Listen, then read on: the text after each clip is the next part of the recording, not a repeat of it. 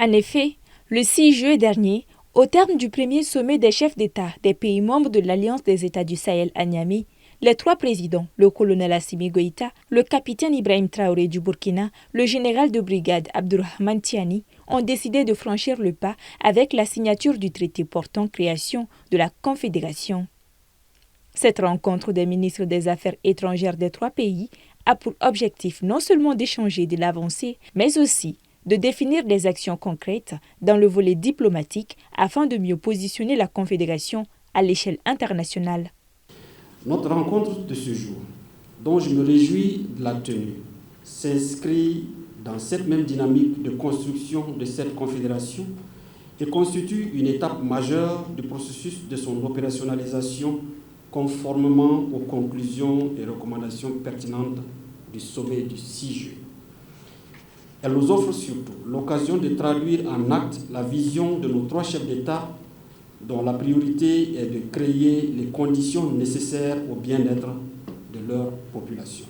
Mesdames et Messieurs, la réunion préparatoire des hauts fonctionnaires a eu la lourde tâche d'identifier les actions pour la mise en œuvre des activités visant la coordination de l'action diplomatique.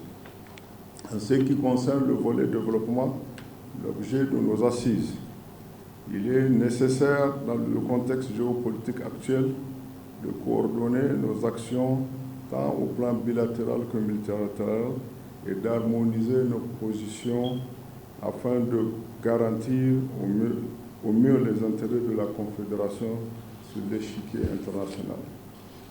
La date du 6 juillet marque une avancée irréversible vers un nouveau type de relation entre les trois pays. La création de la Confédération a bouleversé l'échiquier géopolitique dans la région du Sahel, mais aussi ailleurs, dira pour sa part Abdoulaye Diop, ministre des Affaires étrangères du Mali. L'une des manifestations de ce bouleversement géopolitique a été le changement manifeste de paradigme que nous avons su imprimer dans notre espace.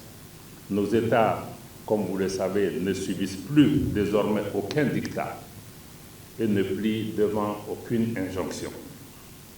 La vision claire et partagée par les présidents Traoré, Goïta et Tiani ne souffre d'aucune ambiguïté.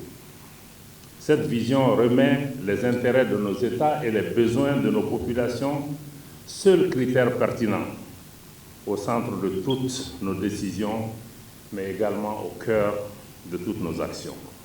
Cette première réunion des ministres se tient après celle des hauts fonctionnaires. Ces échanges entre les trois ministres s'inscrivent également dans la lignée de la feuille de route établie par les chefs d'État concernés. Il est donc attendu des ministres de donner corps à ces actions.